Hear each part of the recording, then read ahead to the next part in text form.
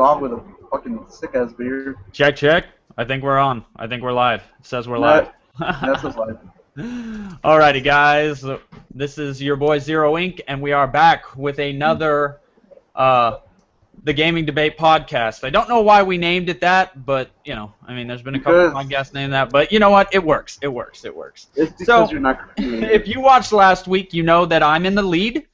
You know that Axel was second, but he cannot make it tonight. So, you know, it is what it is. So, yeah, he basically forfeits this round. We'll find a way to make it even. And then it goes Tsunami after that. And then coming up the rear is actually Hatchet and Arch. Coming up the rear. So, yeah, coming up the rear is Hatchet and Arch. Couldn't help it. It is what it is. Yeah, I actually have a sturdy bell now, or I did. Yeah, you see that? When you hear that, that's gonna be for a correct answer. Okay.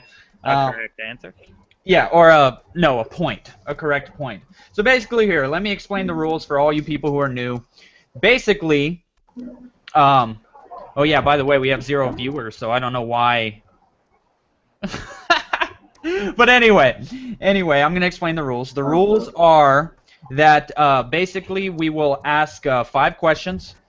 Each question, there will be 2 minutes to answer for each contestant. And each contestant that gets a good point or, you know, a universal point or anything like that will hear that ding, and they will get a point for that particular point that they made.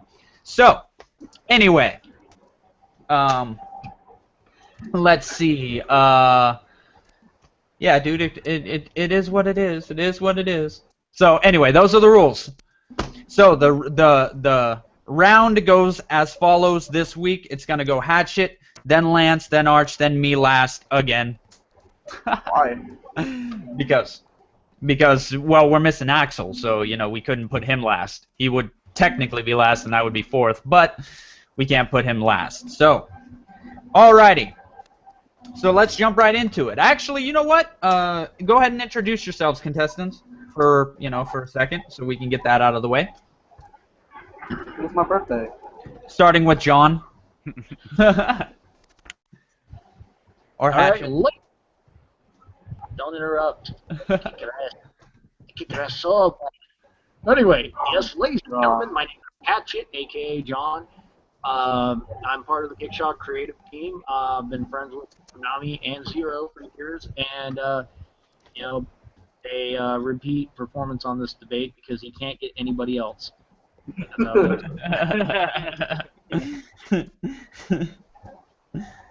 Alrighty, next, Lance. I am Tsunami, the voice of the bloopers. No, you're not. Did you happen to get the blooper you wanted to get done today done? No, I'm just playing. I already know the answer to that question, but it's cool. It's cool. He's the voice of the bloopers, guys. It's great. Great. Are you done? Yeah. All right, and next, Arch. Hi. All right. That's infamous Arch, everybody. Infamous Arch. And of course, you know me. My name's zrowinc. I do the Kickshaw angle, I do the editing, I do a lot of the stuff for the Kickshaw brothers. You know, I do the photoshopping and everything else like that. So, now on to the first question of tonight. Now, this is something we know a lot of because we actually grew up with this. All right. So today's topics are not going to have to do with what YouTube thinks is popular or what is actually in the gaming news. Today's topics have to be simply their opinion pieces. They're going to be what you personally believe.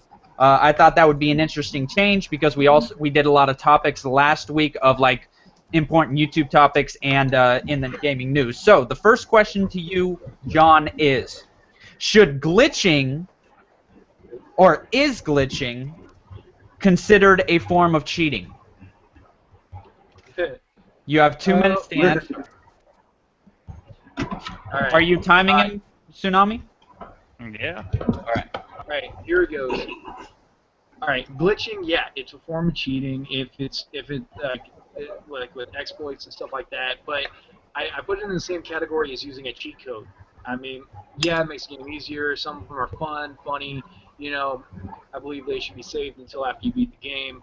But people are going to do it, but there are times where glitching becomes necessary. Like when I was playing Skyrim, there was a mission that got glitched where I couldn't get into an area that I needed to be, so I used this platter trick to get through a wall so I can get to the area I need to be in, and it was helping me get past the mission. But for the most part, it's just one of those things where yeah, it can still be construed as cheating if it's like, okay, I now have freaking Uber stats. I just put myself at 100% on all my stats or more, and I'm one-shotting bad guys at the beginning, like one-shotting the beginning boss, all the way through to the end. It takes the challenge away. It kind of ruins the whole situation, But yeah, it can be considered cheating, but it also means to kind of make the gameplay more interesting and more fun. What was it? They had that glitch in GTA 5 where you can make a car fly. I thought that was pretty cool. It was one of the games where you can fire the tank cannon backwards and make the tank fly. I thought that was a cool little glitch, and it was fun, and added a funny moment of WTF to the game. So, I mean, it can be construed as entertainment value, or it can be just like something that can completely ruin the game for you. Oh, this game's amazing. Just change it. So, okay. Yeah, I think that's your time. yeah, okay, I believe that's your time. I'll sleep. Tsunami's talking right now for his doing something for his thing. But anyway, so yeah, Hatchet, you were awarded 2 points. I especially like how you were saying it can be exploited to where you are really you're really having a problem where you duplicate. You like the duplication glitch where you power up your character to the point where he's unstoppable. Is when glitches can really become a problem, and that's actually a really, really good point. So you were awarded 2 points that round. You're starting off a lot better than you did last week, so that's fantastic. What do you mean by that? Well, you didn't make any points in the first round last week, so boo. So we're good. We're good on that. We're good on that. Okay. So now, Lance, same question to you. I hate it when you call me by my real name! Tsunami, same question to you. Should glitching be considered a form of cheating, or is it considered a form of cheating? Glitching. Well, I would say if you're glitching, you're a big fat cheater. You're a phony! Well,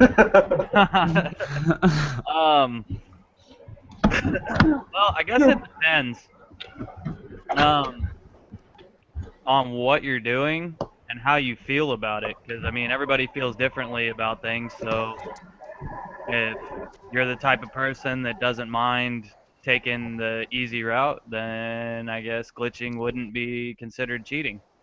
Oh, wait. There you go. I my God. wanted my ding. Okay, go ahead.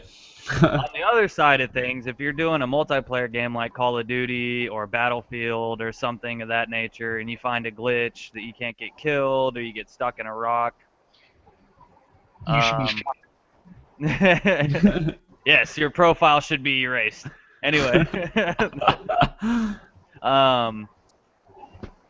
well, in that instance, I guess it would be considered cheating because everyone pretty much considers that cheating, more or less when you're playing against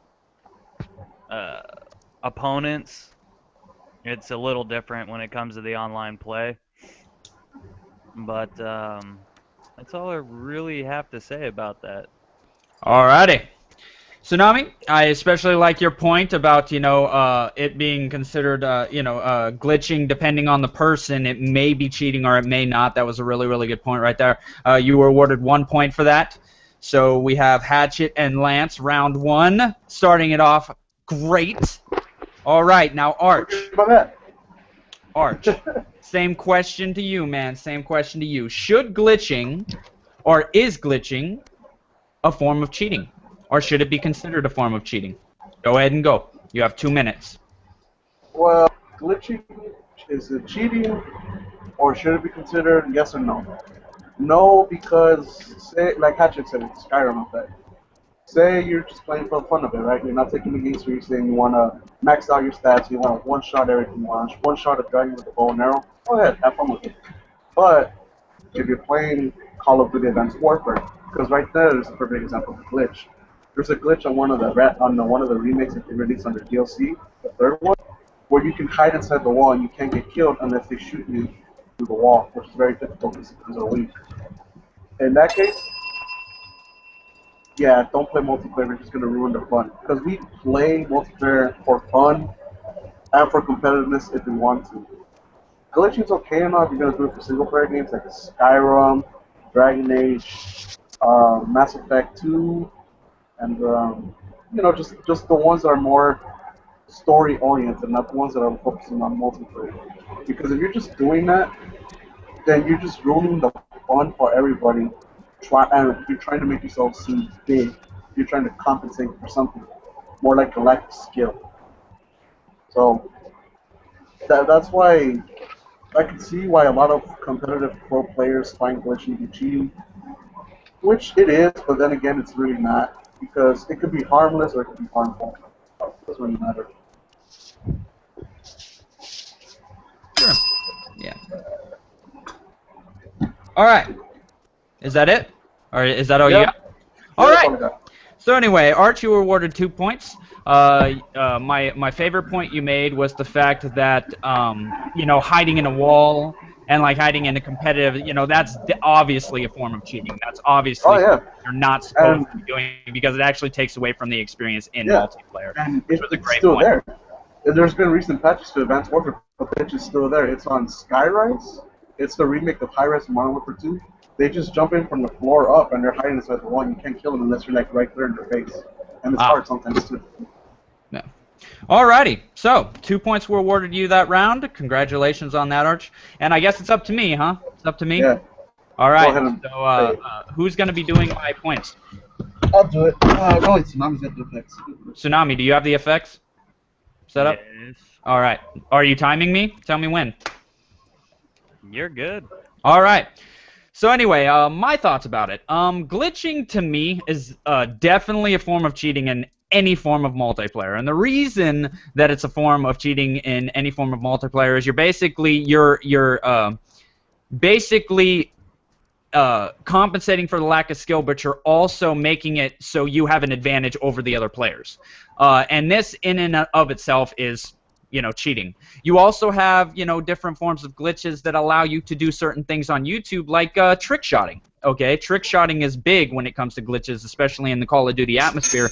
And when you're trick shotting, that's still an advantage over other trick shotters. There are trick shotters that really, try to get the best trick shot without using any glitches or anything else like that. The best trick shotters are always not using the glitch. So it's very, very, to me, it's always, a form of cheating in any form of multiplayer. And, going back to what Hatchet said and going back to what all you guys said, obviously I went last, so there's hardly any points I can make on this, but when it comes to single player, if you're stuck in a situation, you have to use a glitch to get out of it or get to a certain area because the game is like busted or broken, then that's understandable. But in terms of, and like Hatchet said, you should, if you are into that type of stuff, you should wait till after you finish the game to use those glitches, use those cheats. I remember growing up, we always used to wait for that. We always used to play through the entire game as best we could without using glitches and then go back and mess with the game, everything else like that, and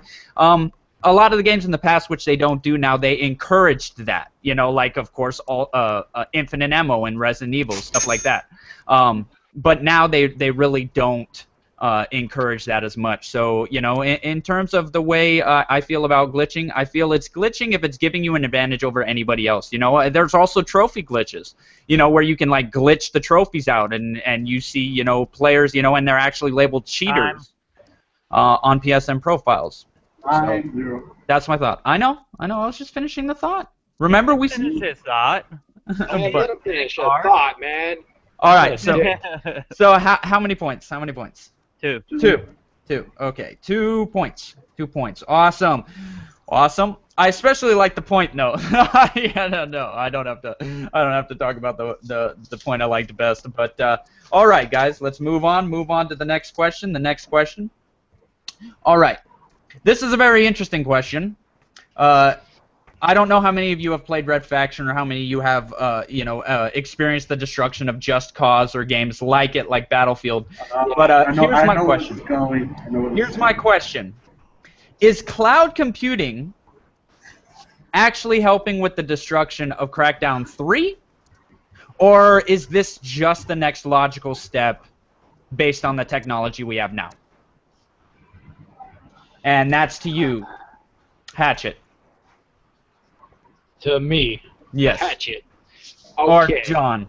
Or I mean, all right. I honestly don't.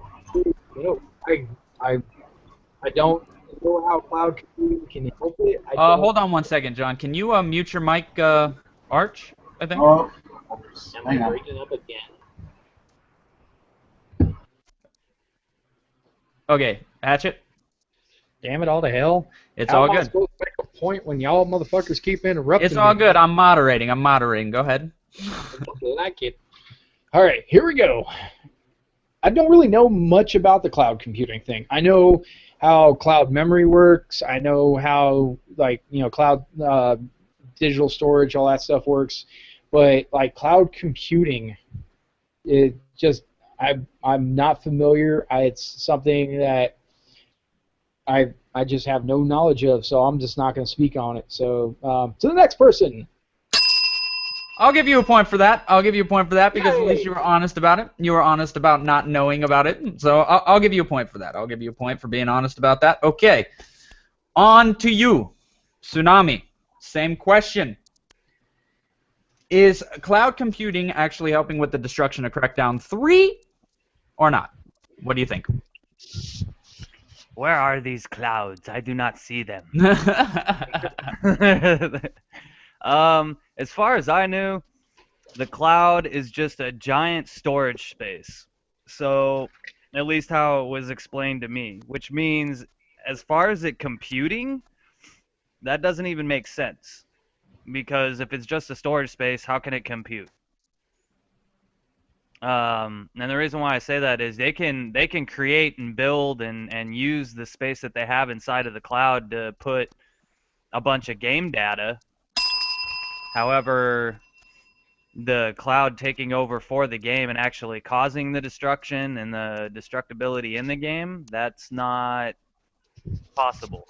It's still going to be coming from the developers, and it's still going to matter how your processing unit or whatever system you're playing it on runs. If you have a crummy system that you're playing on, it's still going to run crummy. I mean, that's just the way it is. It's not going to be any better because you have the cloud.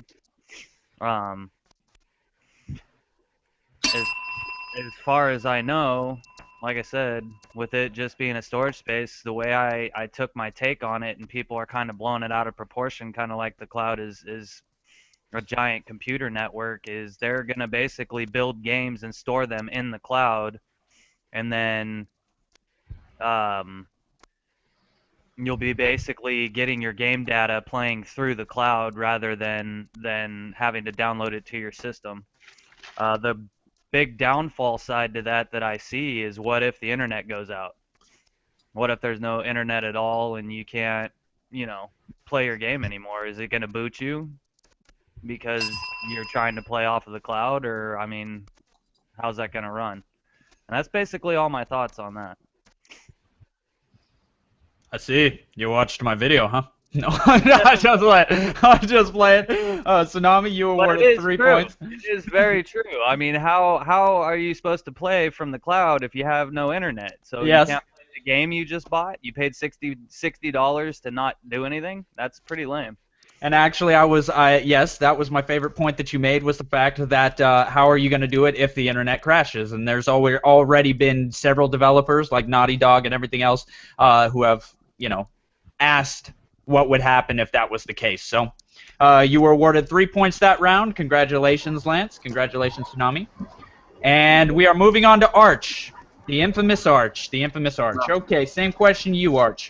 Cloud computing actually helping with the destruction in Crackdown 3 or not? No. You have 2 minutes to answer. And go. Nope. The cloud computing is not helping at all with Crackdown 3's destruction because, like how you said in your video, Zero, Red Faction Armageddon already had destruction and didn't have cloud computing. And it was a single-player game, so I really didn't have to rely on the cloud to connect to the internet. Basically, all that the cloud computing is doing is giving more graphic space, sort of say, to the game.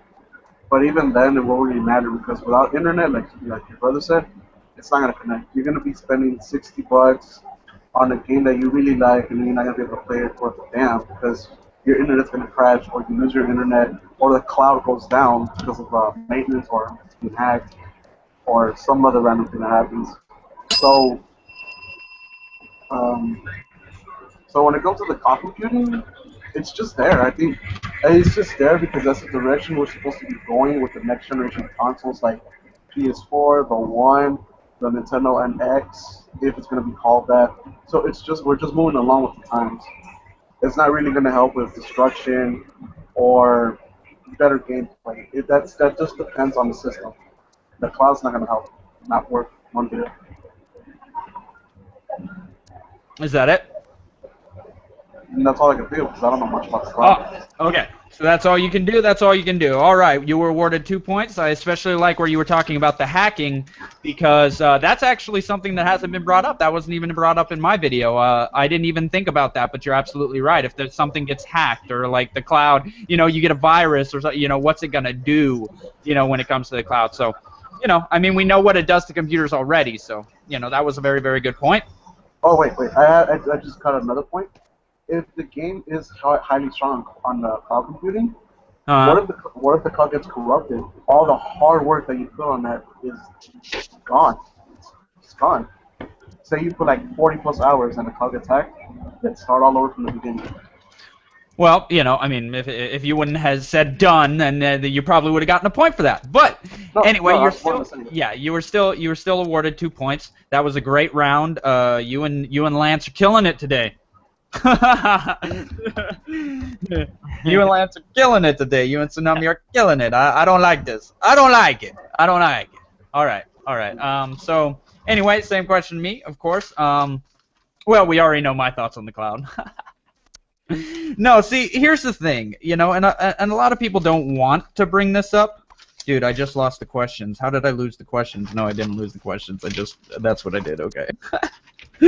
No, but anyway, the thing a lot of people don't understand is a lot of people don't know what GPU is, and that's basically when you offload the work from the CPU to the GPU. And basically what that allows you to do is that allows you to do a lot more effects. That allows the GPU to take a lot of the processes, a lot of the different things that the computer would normally do, the CPU would normally do, and take the load off of it. You know, so a lot of people don't realize that when you do that, you can do a whole lot more. You know, and so with Red Faction having the destruction that it had, you know, last gen, and games like Just Cause or even Battlefield, if you go back to Bad Company, which had a lot of destruction, you know, and not only that, Red Faction was open world. You know, this you're talking about a metropolis city, so you know, I mean, if you took Red Faction and you put the same, you know, mechanics in there where you have this giant metropolis city in there, it would be the same thing. Red Faction already had that amount of destruction. So for me, I'm looking at it like it's just the next logical step. I mean, we have a stronger GPU in both the PlayStation 4 and the Xbox One. We have not a very strong CPU, but you know, the hardware is better with this gen than it was last gen, which allows you to do more stuff. You know, I mean, that's the simple fact of it, you know, and it goes back to what Tsunami was saying and what Arch was saying and what Hatchet was saying. Actually, not much Hatchet, but you know, what the other two were saying, where, you know, it's just, I don't know, it's just the next logical step. There's not really much you can say about that. I don't believe that it's adding to the destruction. Not only that, it seems very, very inefficient. Okay, why would you get servers? Could you imagine how expensive that would be, getting servers just for different effects in the said game? And that brings up another point of whether or not it's going to drive up prices for us as consumers, as gamers. Like how many servers they buy, you know, like if a game has that many servers working on it, you know, how much is that going to cost for us? Because they got to pay for those servers. I mean, Microsoft has deep pockets. They're not going to keep giving and giving and giving. You know, they lose money that way. That's how people lose money. That's how companies go bankrupt. So, yeah, those are my thoughts on it. So, okay, that round. You got 3, and your best points would have to be when you talked about the consumer end of it right there at the end. Yeah, I know. I was like, oh crap, what points haven't they hit yet? You know, going last, it's kind of hard because you're like, oh man, what points haven't they hit? And I saw that several of you watched my video, and I was like, dude, they're taking straight from my video. I gave them the keys to victory. Actually, the funny part is, I was about to say I never watched your video. I know. I just liked it and switched out. I know. I'll just say it. I was like, I gave them the keys to victory. It's all good. It's all good. All right. So anyway, it's getting pretty heated. That was a good round. We're all close. A lot closer knit than last week, man. I mean, people aren't running away with it this week. Everyone's bringing their A game. All right. Number 3, this is to you, Hatchet, and this is something we've talked to in length, so I'm sure you'll be able to come up with some points. All right. Hatchet, John, do you think there is a lack of knowledge in the social media gaming community? Today's gaming community. About what? Gaming. Do you think there's a lack of knowledge about gaming within today's gaming community? You have 2 minutes. It's a loaded question, I know, but that's the point of it. Vague, generalized question. Exactly. You gotta have some of them. So go ahead. You have 2 minutes to answer. Do you think the gaming community has a lack of knowledge? Today's gaming community has a lack of knowledge in it. Go ahead. On gaming. It goes out to a lot of different things, really. I mean, there's like, I've watched a few of these pro channels that you've showed me. Some of them I watched on my own, where you get these guys that are putting out disinformation, propaganda about games that they don't like, that they are not really big fans of, that they're trying to get shut down before they even get started. And these gamers are like, oh, well, this guy's notable, he's on YouTube all the damn time, and so they believe everything that they're hearing and take it for face value. And so it causes a major problem at that point, where it's just like, okay, well then, that is going to try almost sabotage sales at this point. And then you got people, channel people, that want to talk about a game but just don't have the skills to get the job done, so they go out and they basically plagiarize information off of things like Reddit and off of IGN and stuff like that, and then try to get their name out there, and that tends to ruin a game for other people. And then there's just people who don't know what they're talking about. They barely get started in the game, see it's too hard, and just say, oh, well, this game sucks, it's just way too hard, before they even figure out how to even play the game. They haven't made it through the tutorial, and they're just like, oh, nope, I can't do this, oh, no, it's so hard. And so it's to the point where, nobody's really doing, like, the people who are trying to do their homework have to sort through all this misinformation and disinformation from all these bad sources, and you who I don't know where to begin, that are just jumping to like these nonsensical websites that are just like, oh, Konami freaking hire slave labor to produce next hit. Oh, and it's like, no. Time. Wow. You cleaned up that round, bro. You did good. You got 4 good points. I especially liked when you talked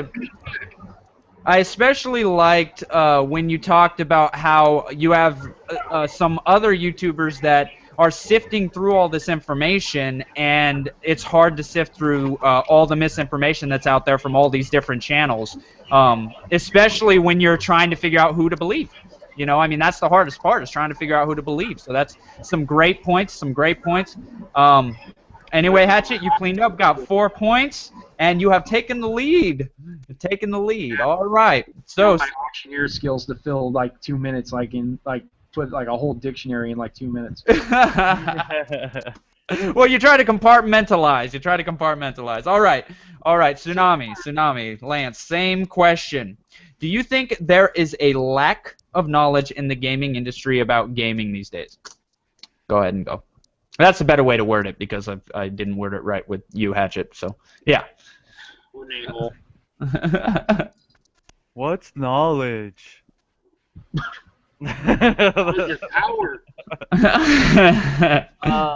Do I think there's a lack of gaming knowledge?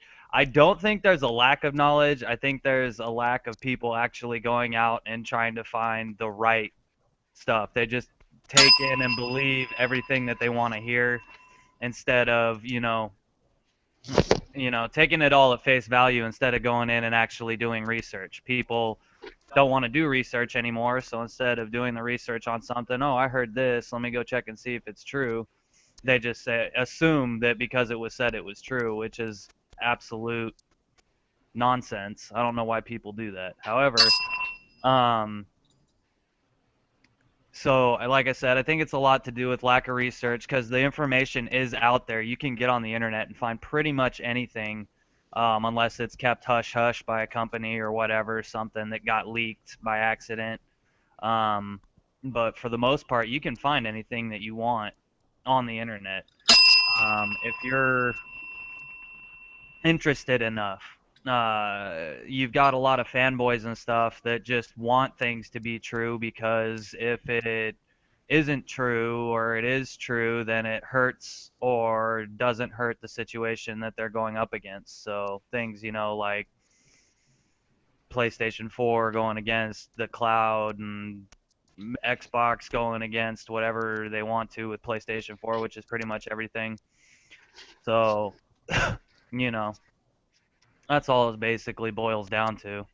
And yeah, that's pretty much all I have to say.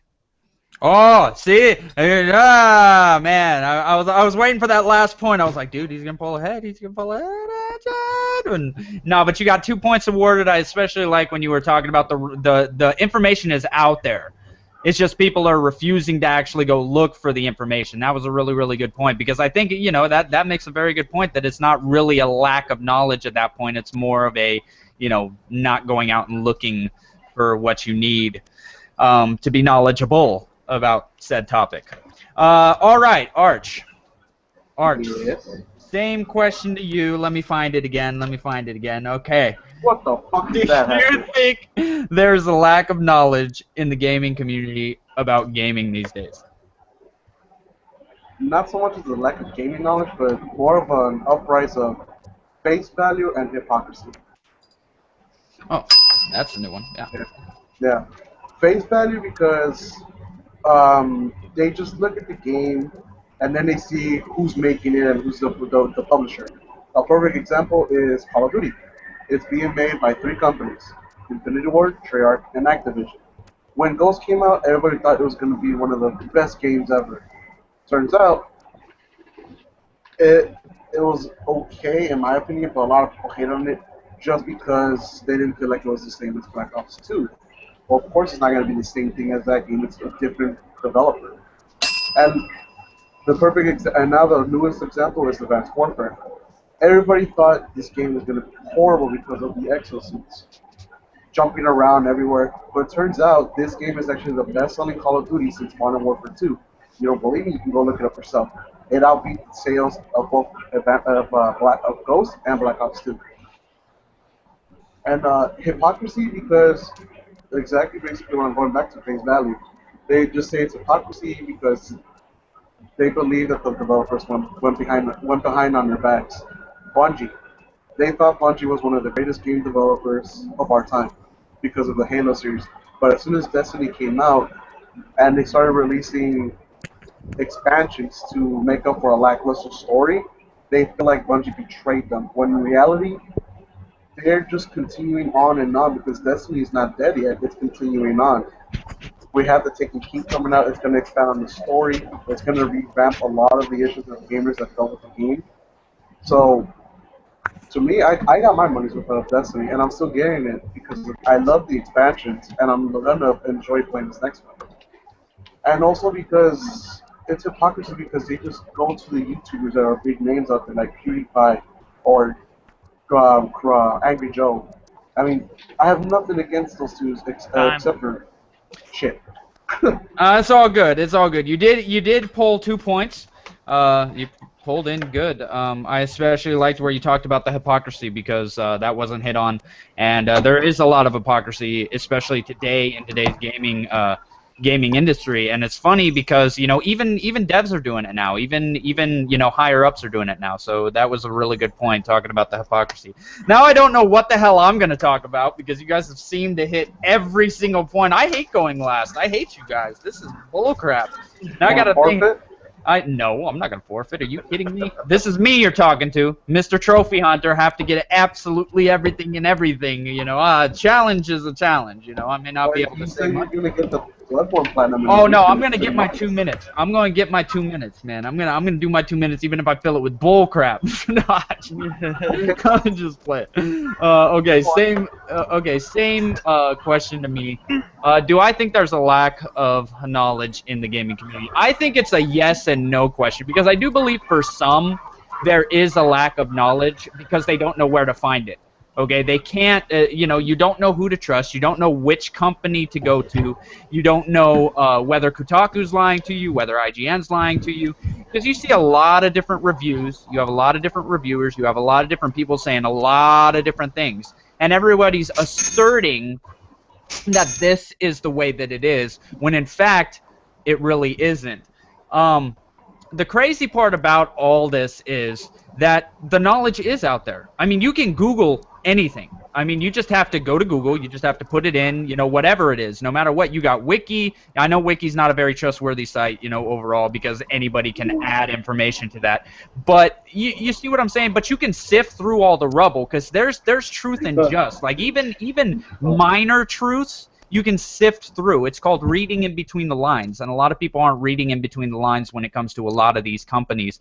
You have certain people. You can see people's bias. People aren't paying attention to people's biases. They aren't paying attention to people saying this and that isn't good or this isn't good. Like even IGN has its biases. Even Kotaku has its biases. So you have bias fueling a lot of these different articles. You have a lot of different bias fueling a lot of these different channels too. Not only that, drama. Okay, everyone seems to love the drama over the actual gaming. So when you go to a lot of these gaming channels, a lot of people are talking more about what other channels are doing than actually talking about games. So it might not be a lack of knowledge, but it's definitely a lack of presentation of knowledge. Okay, they're not presenting the facts. They're just kind of, here on YouTube talking about games, and not even really talking about games half the time. And this isn't calling anybody out in particular because, everybody does it. Every channel has their, different things that they do. Some more subtly than others that call out other channels, but they don't keep it gaming. And I think that's the biggest problem, the community. Will you stop that? I know, I'm just finishing the point, dude. Like, how many times do I gotta tell you? I said 2 words after he said time. I said 2 words to finish my point, and you couldn't let me do it. It's cool. Hey, you're making me the infamous Archangel, so I gotta play it on. I'm telling you, you really are becoming infamous, and with that is getting on my. You do realize I'm doing your points, right, Arch? Just play it. I'm kidding. I wouldn't do that to you. I wouldn't do that. Alrighty. So how many points? How many points, Konami? 3 points. 3 points. The best point was shit. I forgot because you two got into a fight. Oh no, we didn't get into a fight. Come on, we didn't get into a fight. We're not. Come on now. We don't fight. The best one was the lack of presentation and people getting involved in drama. Yeah. Drama alert. In the words of Keemstar. Hey, we're not, no shots, man. We don't do that here. No shots. I'm literally saying that's what he says. It's a shout out, basically. Oh, I'm just saying, you know. I don't attack. Because I'll you know what he does, it's his business. You know what? It actually gets some views. It's a exactly. Because he knows that people love the drama. People love let people do what they want on their channels. Only correct the misinformation. That's it. That's all I care about. You know, when I go to channels and sometimes I'm in the comment section and stuff, I'm just there to correct some misinformation that's being spread. I could care less about what he wants to do with this channel or not, you know. But if they say something that's incorrect, then, you know, I mean, express that it's incorrect. You know, I've never seen a problem with that. You know, it's like if you thought 2 + 5 was, you know, 9, you know, that's obviously incorrect, you know, but, you know, I mean, the way it is now, that's not the case. I mean, you know, people will say, well, it is 9, just to make them feel good, and that's, you know, no, you got to correct it. All right, so, Hatchet, are you ready for the next question? You ready? I guess I have to move on night now because of Hatchet. All right, John. This one's an interesting one, and you know a lot about this because we know a lot about this particular brand. All right, so number 4. Has PlayStation always been about first-party exclusives, or was it only during the PS3 era? What the hell kind of question is that? Has Sony always been about first-party exclusives, or was it only during the PlayStation 3 era? You have 2 minutes to answer, and go ahead. I don't like you. You know, a company's always going to want, you know, a first-party, you know, perspective on things. They want a first-party title because, you know, that I hate this question. I hate it. I hate it. I can't even word this anymore. It is, you know, okay, I want to make sure I got this right. First party is when they own the title, right? Yeah, well, I mean, have they been only about first parties during, or have they, okay, let me rephrase the question. Okay, it says, has PlayStation always been about first-party exclusives, okay, or was it only during the PS3 era? Okay, so what? So basically, were they only because they had such an amount of first-party exclusives last gen? Okay, was it only that gen that they did this? Is basically what the question is, or have they been consistent in that throughout their lifespan? Basically, what it is it just comes down to the fact that first party, like there was not a lot of major studios that were out back in the day, right? There was like the select few. Now that gaming has become such a huge thing, there's so many different studios that are out doing their thing, and everybody wants to be the next Bethesda. Everybody wants to be the next Naughty Dog, you know, and so you got these garage companies that are sprouting out that are trying to pitch a product. It's kind of like with energy drinks these days. Like everybody and their grandmother's dog's got an energy drink. You know, there's millions of them. Now that it's become more of a prevalent thing in this day and age, you've got like a lot more third-party companies coming out. You've got a lot more brands and a lot more variety in this day and age than we did back in the day. You know, a lot of people didn't know how to go about becoming developers, and you know, most of these companies started in a garage and they just happened to get lucky. Or you know, there was some people that, you know, they were fortunate enough to be attached to major companies that were able to throw out a product that was being bought, and basically, you know, that's the reason for this trend is just, you know. Thank you, sir. That's it? That's all you got? Yes, all right. sir. Well, you got 3 points that round. You pulled back ahead, dude. I mean, gosh, you're giving everybody a run for the money today, Hatchet. I mean, compared to last week, it's night and day, dude. Night and day. Some good points. I especially liked how you talked about how first parties were not were not a thing back in the day. Like, there wasn't as many first parties. Like, nowadays you know what first parties are, but back in the day you didn't really have first party studios. It was more third party, independent, you know, people out of their garage, stuff like that, that were making these games until they became what they are today. That was a great point. Absolutely great point. All right. Gotta peel the beard, man. Gotta peel the Tsunami. Lance, same question to you. Has PlayStation always been about first-party exclusives, or was it only during the PS3 generation? Well, that question's all about view, too. Because if you think about it, to expand on what Hatchet said, when Sony first came out with their system, there was no competition against it. They had hundreds of games on the first PlayStation. So, I mean, they pretty much owned all the titles.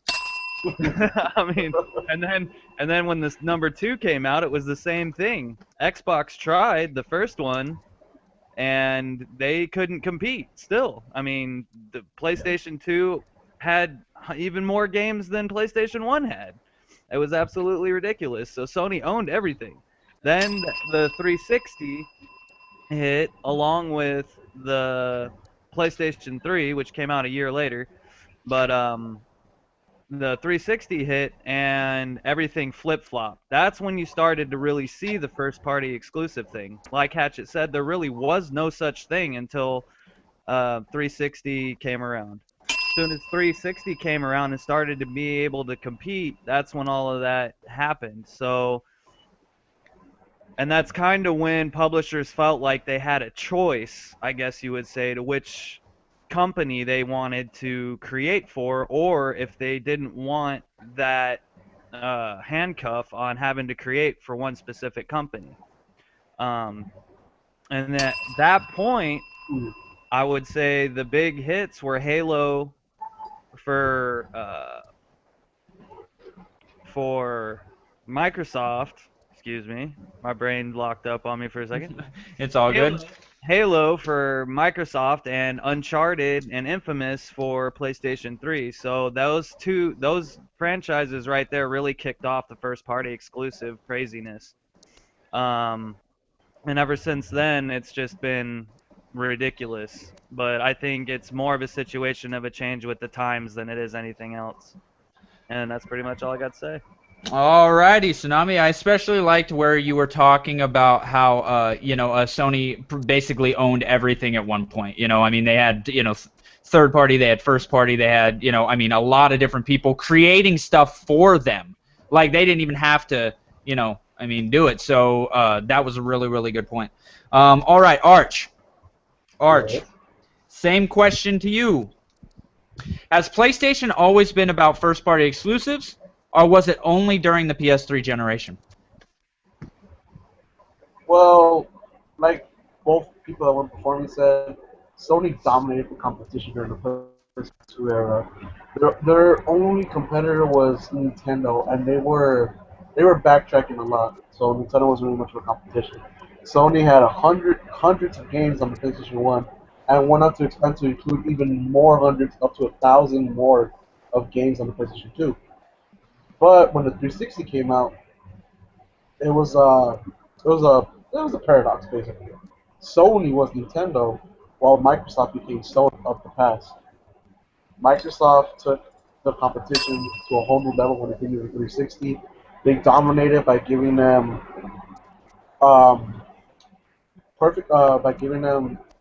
very many first-party exclusives. Sony did bring us some first-party exclusives, but compared to the Xbox, they were nothing. I'm sad to say it, but they were nothing compared to Xbox. So,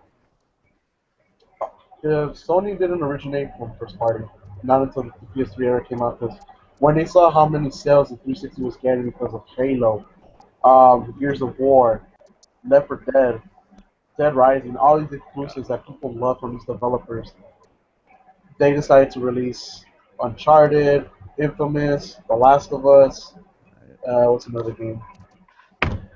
I forgot another game, but the Sly Cooper series. Sorry, yes, but yeah, Sony now is already focusing more on first-party exclusives, but they're still keeping their tradition strong, which is giving indie companies the chance to grow, to show that they're better than first-party developers. Because there are some indie games out there that are definitely way better than first-party developers. Like a good indie game that I liked was The Binding of Isaac. That was actually a really fun game. And Microsoft kind of backtracked it a little bit by going towards more first-party exclusivity and not third parties because they have the money, they have the power to. But since Sony's beating them in that market, they're not even trying anymore in the competition. And that's it. I fear the dog. Alrighty, Arch, you got 2 points. I completely spaced on which point I liked best. Sorry, it's late. It's late. I hate to say that, but no. Let me think for a second. Because you did have some good points in there, and I especially liked how you were talking about how it flip-flopped. That was my favorite point, where it flip-flopped between Microsoft becoming the Sony of old, whereas in Sony became Nintendo, back in the day. So that was actually a really, really good point you made there. So sorry, I had to think about that for a second. Sorry, it's late. It's late. I feel blessed. It's heating up. It's heating up, man. Oh man, this competition is getting good. I like it. I like the points everybody's making. All right, so I guess it's up to me. No, you're fired. All right, I'm fired, so I don't get to answer that question. All right, on to the next one. No, okay. So anyway, my thoughts on it. Sony. Okay, here's my thing, and I see it all around YouTube and everything else, and everybody talking about Sony and first-party exclusives, etc., etc. Sony has always been about the exclusives.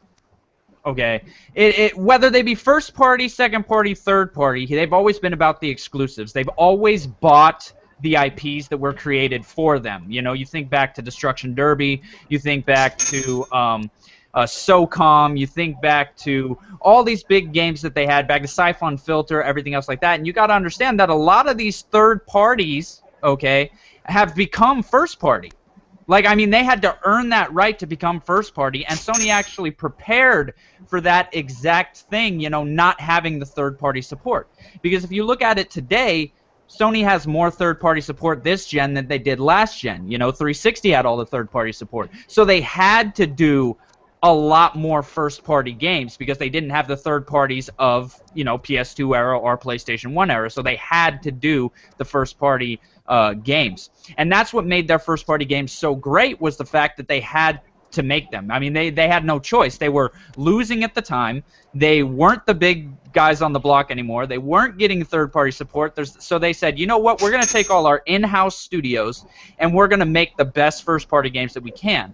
The problem is that a lot of people forget that it didn't start out as first-party, second-party, third-party. We didn't refer to things as that. We just referred to things as exclusives or not. We knew things were exclusive to the PlayStation. We knew things weren't exclusive to other systems. That's why we went with PlayStation, or that's why we went with Xbox, or that's why. It isn't until this gen that you really started hearing that, oh, well, it only matters if it's first-party exclusives. My take on it is, if it's exclusive, it's exclusive. I don't care if it's first party, second party, or third party, okay? If they own the IP, if they publish it, then that's theirs. And that's what a lot of people seem to forget. It's not about whether it's first party or not, because there are some great third party games, like in Insomniac Games. Hey, I stopped myself. I said I finished it quick. I finished my point quick because I knew you were gonna jump in there. Time. It's all good. It's all good. It's fine. I'm having fun. How many points? 3. I'm having fun. This is a lot of fun, dude. I'm enjoying myself. I only have fun on Tuesdays. You only have fun on Tuesdays. Really? Yes. And actually, I had 3, 4, 5. Okay, yeah, I got 11. Good. I'm just making sure I got it. And don't wanna cheat anybody. Aw, damn it. Tsunami, go away. No. What did I do? Tsunami, go away. What did Hatchet, go away. Both of you need to go away. All right, so the 5th question of the night, and final question until we ask the viewers to give us a question if they so choose. They may not. We only have 3 viewers. We'll see. All right. So the final question of the night. Hatchet. Hi, Mom. This one's a very loaded question too, actually. Okay. Hatchet. Do you think the gaming community is somewhat, at least somewhat, a contributor to the state games are in nowadays? Would you believe that the gaming community is possibly a contributor to the state games are coming out now? Yeah. Wait, how do you mean? Do you mean it in good or bad? Either or. Either or. Oh, Either or. Okay. You can figure this out by the time I'm done. Alright, so here goes. Yeah. I believe that gaming is becoming such a pain in the ass because because people don't shut up. Like back in the day, we used to buy games. There was literally no advertising. There was just, oh, dude, this game looks sick. Let's buy it, and we'd play it, and we'd finish the game and be like, okay, that kind of sucked, but or it was awesome, and yeah, I would definitely do that. And now people are believe that their opinion is so damn important that they basically bully developers and game companies into creating these. They'll have a masterpiece in mind, and then some jackass will say, well, I'm not going to buy it if it doesn't have, insert whatever option here, and companies go, oh, we don't want it to sales, put it in the game, and they're like, well, it doesn't work with the system. Hey, the fans want it, give it to them now. And you're like, so the developers are having to wedge in these really crappy systems that nobody really needs or wants, but except for this one douchebag in BFE nowhere. And but then on top of that, you get like people that are like lobbying for feminist, like what was it, the civil rights movement for video game characters. Oh, this is a male-dominated game. We can't have that. Oh, and like we're just kind of like, what? It's Princess Peach. She's been rescued for years. Well, just leave it alone. But no, people throwing fit because she's perceived. It makes women be perceived as a weaker character, a weaker sex, and I believe that there should be more strong female characters, but at the same time, leave the classics alone. Build your own game if that's the problem. At the same time, it does make the gaming better because it adds some ideas that people haven't thought about. Things that, I'm going to finish the point. Things that people never even thought about. Things that never considered to begin with. Like some of the combat engines for the Crucible and Destiny. Some of those things I'd never seen before. That was very good. That was really good. You got 3 points. Congratulations on that round. That was a cleanup round for you. Another really good round for Hatchet. I really like the point where you talked about them bullying devs into what they want them to do, because you're seeing a lot of that in the gaming industry these days where, they want what they want and the devs better do it or we're not going to buy the game, which I think is just an interesting attitude to have anyway. But anyway, congratulations, Hatchet. Congratulations on your 5th round. All right, Tsunami, same exact question. Do you think the gaming community is possibly a contributor to the state games are in these days? I absolutely do, because back in the day, the community was all hands off. Now everything's hands on. You got the internet, you've got different social medias all over the place that can absolutely destroy games and game developers. We saw it happen with the creators of the Square Enix game. Help me out here. Which one? Just recently. That's happened on a couple. Like yeah, even. No, the Square Enix one that they just came out with that for PlayStation 4. The one where you're the detective. Murder Soul Suspect. Murder Soul Suspect. That team got disbanded. The team PlayStation let the team go for the Order 1886. And it's all because people were just like, blah, blah, blah, when the Order was not a bad game. It played well. It had good graphics.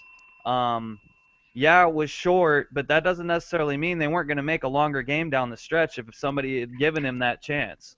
I'm sorry people felt a little cheated out of the $60. Wait till the game comes down to 30 and go and buy it. So at least the developers still get some money out of it. Or go buy it used if you're really complaining about it that much. Hurting all we're doing with all of this hands-on is hurting the development of our video games. They feel like unless they come out with a Call of Duty or Battlefield or an Assassin's Creed or something that we'll constantly keep buying, that it's going to be a failure, and that's not right. I think all the teams should have the opportunity to develop, and that's the reason why I really enjoy what PlayStation 4 has done. That's my time, so I get no more points for this, but I'm finishing this thought. Oh, go ahead. But I really, really do enjoy what PlayStation 4 did from the very beginning. Xbox is now finally doing it with their Microsoft, but letting all sorts of developers just develop and put it on the system. Give the game a shot, regardless. Who cares? Who cares what people think? Who cares about the social media? They had way too much control for the last 2 years and for the last 2 years of the PlayStation 3 and the first 2 years of the PlayStation 4. I just want to see titles. Yeah. Yo. Great point. I thought, well, that was a real long point, but I would say, I'm trying to remember, now what you said, but that was a really good point that you just made. But in terms of unless it's not an Assassin's Creed or unless it's not a Call of Duty or unless it's not one of those types of experiences, people don't want it anymore. I thought that was a really, really good point. So anyway, you got 3 points that round, and you have pulled into the lead. Congratulations, Tsunami. That round was really, really good. You're on fire. Hatchet, you were on fire too, man. I mean, fell 1 point short on that, but you did great, dude. If you would have had that one round back, the same thing as last week, dude. If you would have had that one round back, you might be in the lead right now. But anyway. That's it. I'll come up with I'll come up with a question for you next week to get all 5 rounds in next round. All right, Arch. Yes. Arch. What do you think? Yeah. All right. Same question. I'm right here. Okay. I know you're right there. Same question. Do you think the gaming community is possibly a contributor to the state games are in these days? My time starts now? Yes. Oh, hell yeah, yes they are. Just off the bat, yes, the gaming community is responsible. I'm not going to say partially, they're about 50% responsible for how the gaming industry is working now. Perfect example is Destiny. So much backlash with that game when it first came out. The auto rifles were so overpowered that so many people complained about it. Then when it got nerfed, people started complaining about another gun, aka the Thorn. And I'm pretty sure all of us here hate being killed by the Thorn. And the shotguns too, thank you. My friend reminded me of the shotguns. The shotguns were nerfed, but then they became overpowered again with the reforgers like Shot Package, Rangefinder, Rodeo. And now all these people, again, the same exact people that complain about the auto rifles are complaining about this now. They're getting the nerfs. They're getting the nerfs that they want, but they added to a nerf of California, so there's an even bigger backlash to that. Yeah. And also it also comes to some character developments. The whole feminist movement when it came about video games wanted to make a Mario game where Princess Peach was the hero and Mario got kidnapped by Bowser. If that was to happen, Bowser would just kill Mario on the spot. Simple as that. There would be no Mario game at all anymore. And then also what else is there? Competitive gameplay as well. The community hates the fact that the pro players play a different game than what is actually released. Because when it comes to esports, the competitive players can choose what to ban and what is allowed. while we're stuck playing with the weapons that are banned, or the perks that are banned, and the equipment that is banned.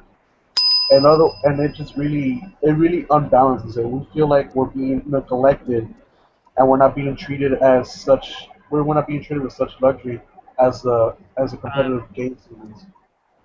And All that's right, it. congratulations, Arch. You got 2 points that round. I think you should be I heard docked. three. I heard three things. Okay, did I You hit it 3 times. Oh, okay, 3. No, you did. Yeah, you did get 3. You did get 3. Yeah. Sorry. Ah, It's hey, just I'm Peter. using tallies. I'm using tallies to keep track. So Peter. sometimes I tally it and I forget where it was before. Damn it, But yes, so Bobby. you got 3. I especially like where you were talking about the Destiny thing, where it was 1 gun to start, and then it was 2 guns, and then it was 3 guns, and then it was just a continuous flow of guns being nerfed and everybody having a unbalanced, unhappy experience. Yeah. And it's there's another thing I like to say, and it sucks even more because the Hawk one, it's a PlayStation exclusive, right?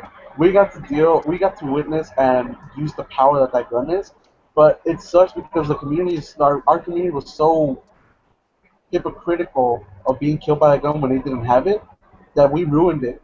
But I'm gonna say this right now: the PlayStation community ruined it for Xbox. They're not gonna get to experience how powerful that gun is. They never will. Yeah, and it's sad. It's sad. It really is. I guess we're on me now to finish this off. Yep. All right. Oh boy.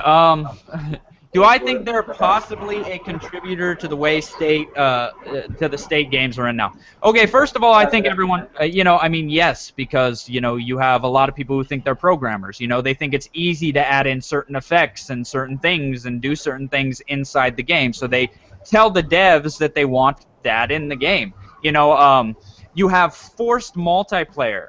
Okay, being thrown into these games because people won't buy the game without multiplayer. You have issues with balancing issues. You have storyline decisions that people are saying need to be done this way. You have people saying that games are racist, for them being in an African setting. You're seeing a lot of people get offended really, really easily. And the thing that really, really bothers me about this whole situation is the fact that you have a lot of gamers that did not play a lot of games, that never played a lot of games, that are making the decisions for the rest of the community to play the game. So they're like, okay, well, this is the way we like it, so everyone else has to enjoy it, for the way we like to enjoy it. Which to me is just, that's a horrible way to look at it.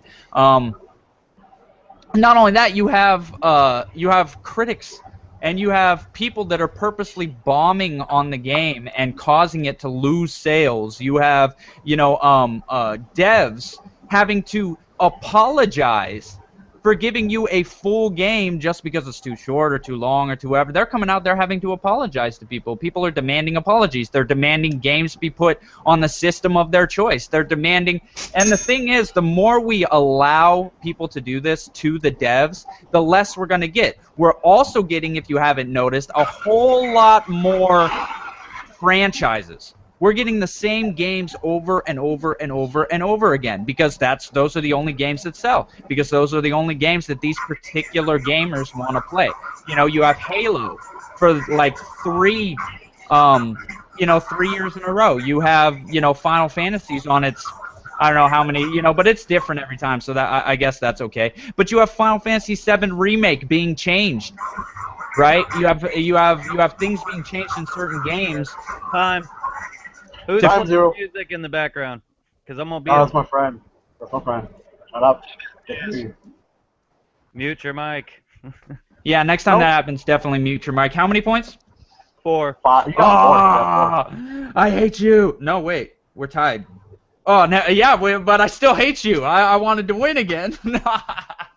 Who fuck is that? We're okay. We got 1, 2, 3, 4. Okay, bye. Okay, we're at 15 and 15. At Zero, I wanna add on to the point you made about games being racist.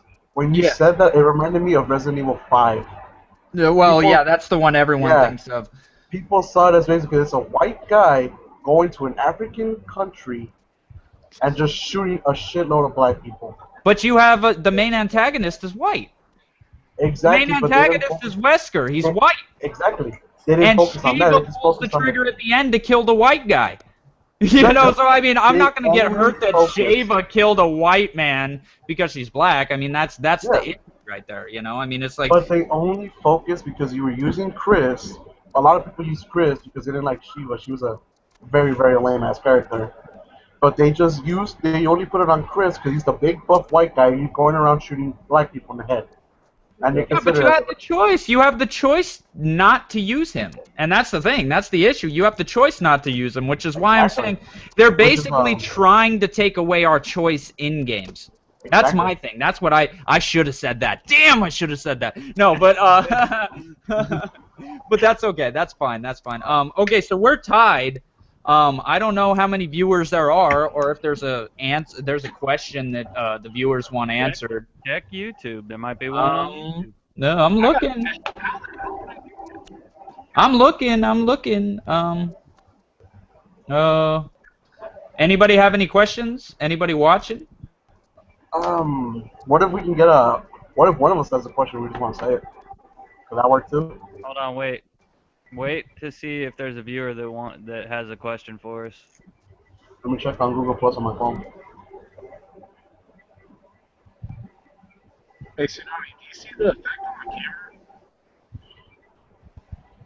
It says we got 10 people watching, but that's not what I see on our thing. Maybe that's just our deal. Hold on. I'm looking. Yeah, that looks awesome. Let's see. Anybody got any questions at all? Anything? No, but there is a comment at this one viewer put. He said, honestly, I kind of like to see Zelda save Link. It gets boring after a while seeing the game formula over and over. He has a point. It does get boring seeing the game formula over and over. I mean, it would be cool to see Zelda take on a heroic role because we all know how she is. She's a very strong feminine character Yeah. who isn't afraid to get her hands dirty.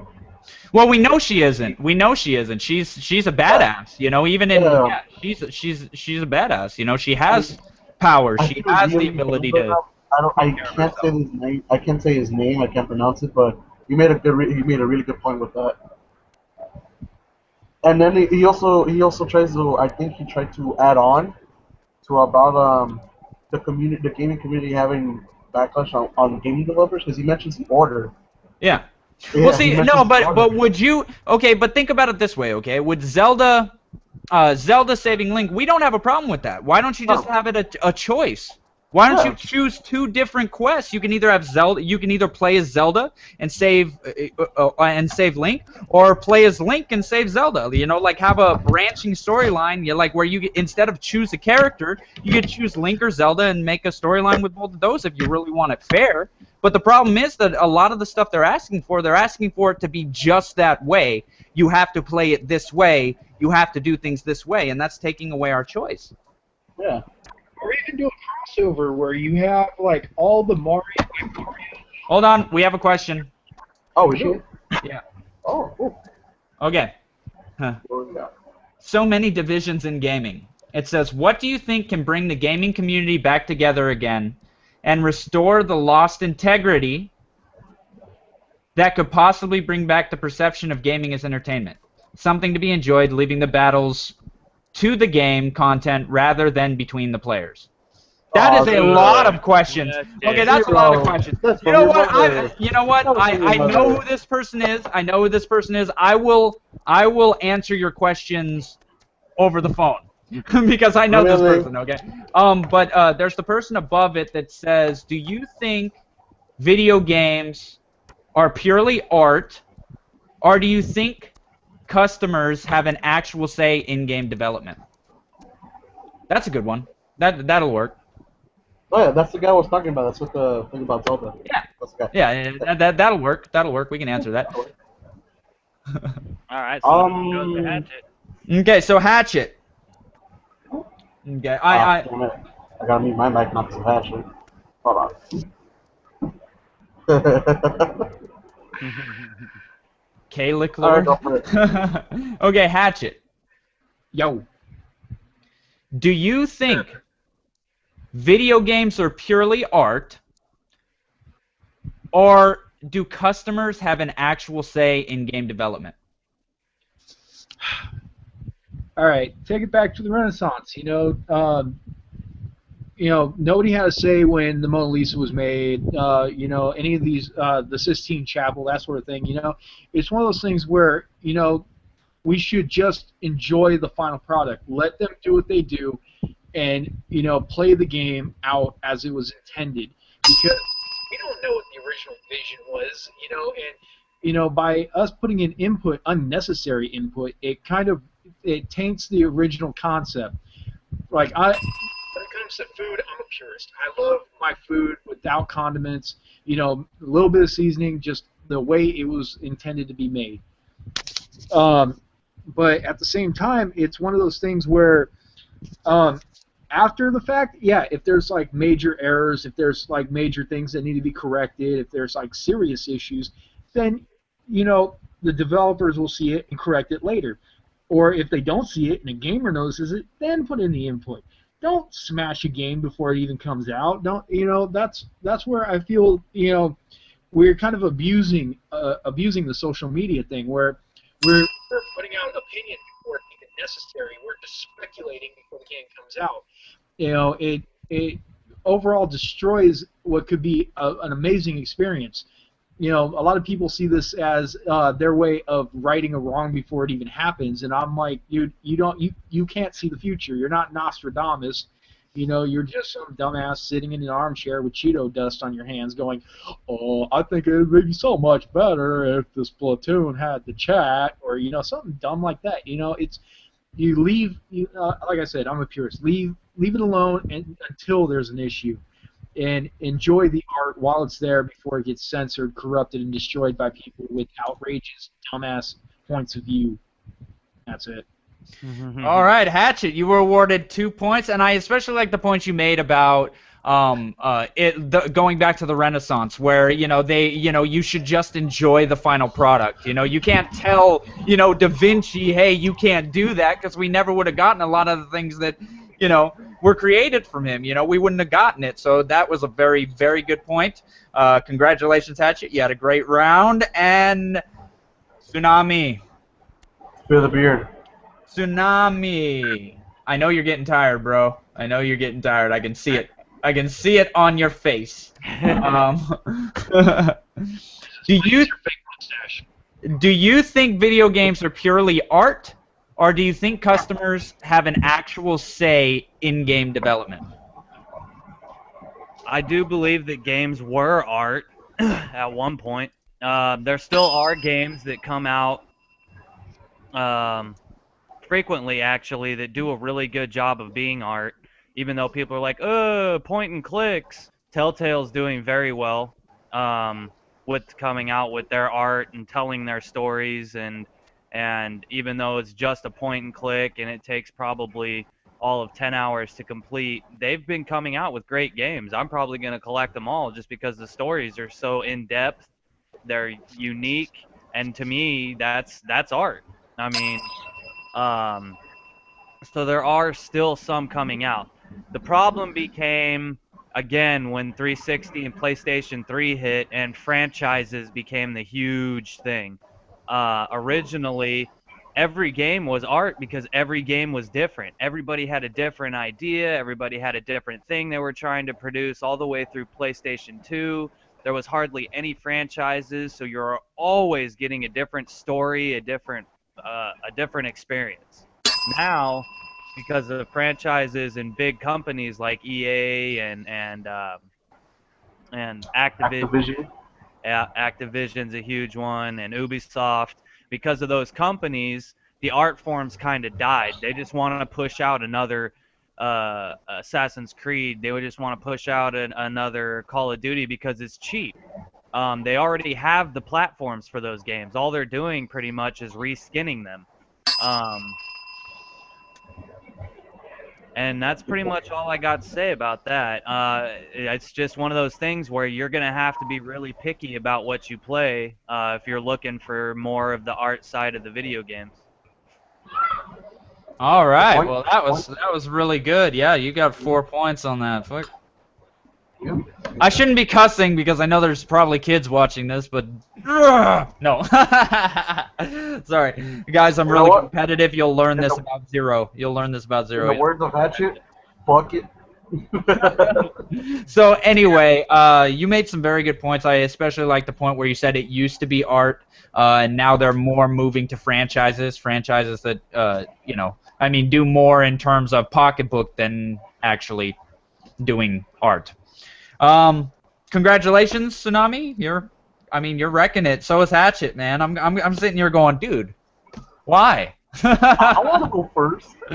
Hey, no, Tsunami goes first next week, but you go second next week, and Tsunami is in the lead right now in second, so, you know. Last next time if you want. I'll make it easy for y'all. Well, you actually are going last next week because you're first this week. So anyway, Arch, same question. Do you think video games are purely art, or do you think customers have an actual say in game development? Alright.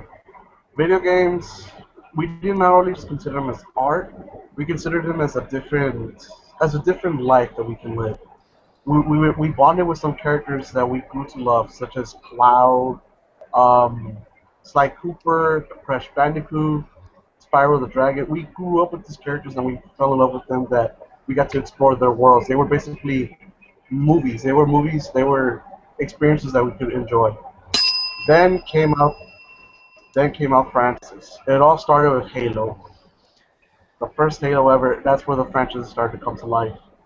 It was a great game, don't get me wrong. I loved the first Halo. But then when the PS3 and the Xbox 360 came out, we ended up seeing Halo 2, Halo 3. We ended up seeing Black Ops 2, Black Ops 1, Modern Warfare 2, Modern Warfare 3, World at War, Call of Duty 4. The list keeps on going and going and going. There was just no more creativity. I mean, if I could name one developer that did have creativity still in their game, it had to be Naughty Dog.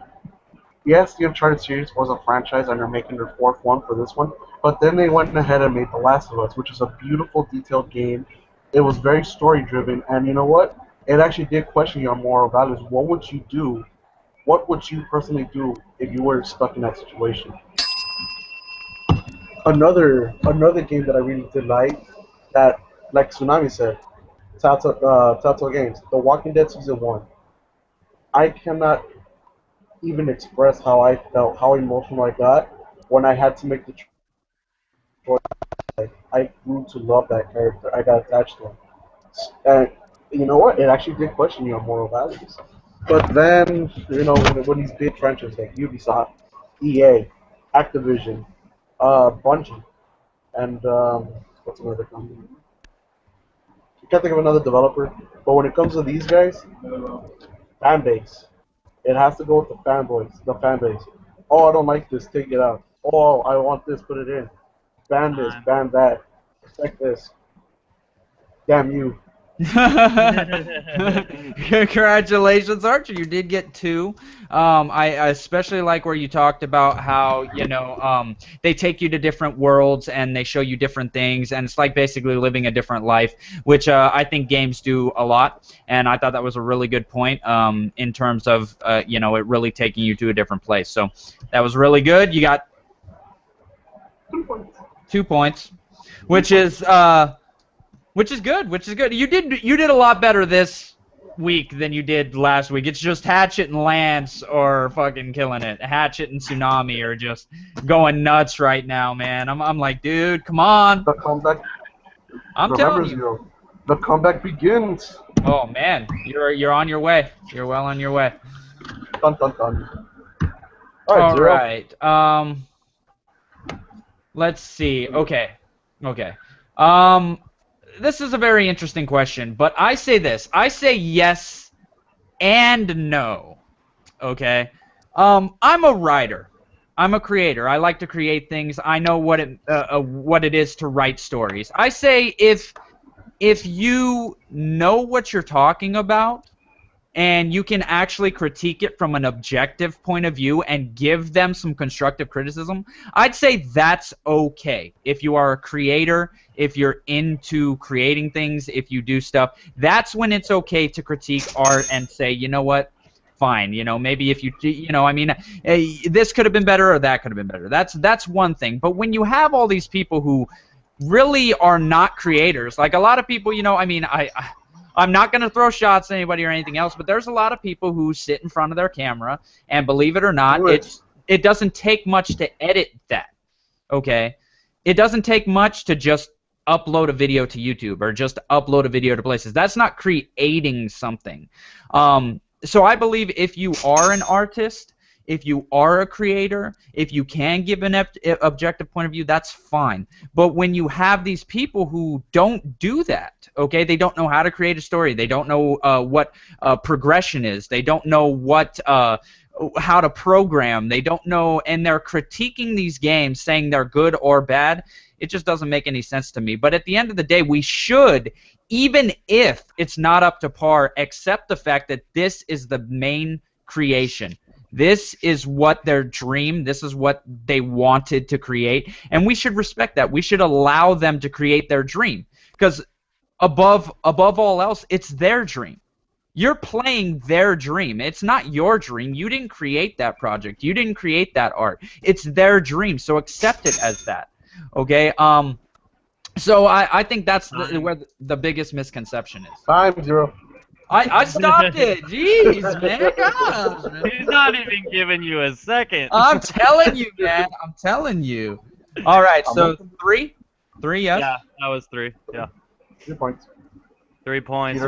With the I loved the whole you're playing their dream. That was actually a good point, because that is make your dreams come true. I mean, if it's your game, yeah, that's fine. But I mean, these are their creation. This is their stuff, and you should accept it as that. But yeah, I didn't win this week, guys. Good. I did not win, actually. What was the name of the guy that came up with that question? He wrote how to pronounce his name. His name is pronounced a little. It's Kalik Lord. It's Kalik Lord. Okay, yeah, that's how it's pronounced. Well, I want to thank him for that question. That was a really good question. That was a great question. That was a fantastic question, man. Yes. It was good. It was really good. And actually, you know what? I'm just gonna put it out there. Linda, I'm just gonna call her Mom. We'll answer your questions probably next week. We might take one of your questions for next week, because you actually had a very good question too. It's just you had a lot of parts to it, so I want to actually condense it and break it down to where we have, so tune in next week, Mom's episode. Yes, tune in next week to hear Mom's question, to hear my mom's question. She's a big supporter. She's always been there for anything that I chose to do. So I love my mom for that. So anyway, yeah, let's see. That was a great question. Tune in next week. I am not the winner. Zero is not the winner this week. Actually, the winner of this week, do you have the sounds ready, Tsunami? Yes. Do the clap hands, because you are the winner this week. Yes. Do the clap hands. Do the clap hands. Yes. Tsunami is the winner this week, followed by me. And then Hatchet got 3rd place, and Arch. You did a lot better, though. You did a lot better this week. I believe we are definitely stuck towards the end, though. I think Arch makes his way to the front. He's going to hit points before we do. Yeah, see, and that's the thing. It's all about hitting points before the other, which is why it makes my job very hard. I've gone, last twice now. So, it makes my job really hard, but it's fun. It's a fun little, it's fun to try to come at it from a different perspective. But anyway, guys, this was a great podcast. I thought we definitely smoothed into it a lot better than last week. We're definitely going to keep this podcast going, guys, so tune in next week when you see my comeback. I will not let Tsunami beat me twice. Or maybe Hatchet will pull it next week. I don't know. You never know. This is how the game is played. So anyway, guys, thank you for coming out. Thank you, Kalik Lord, for the question.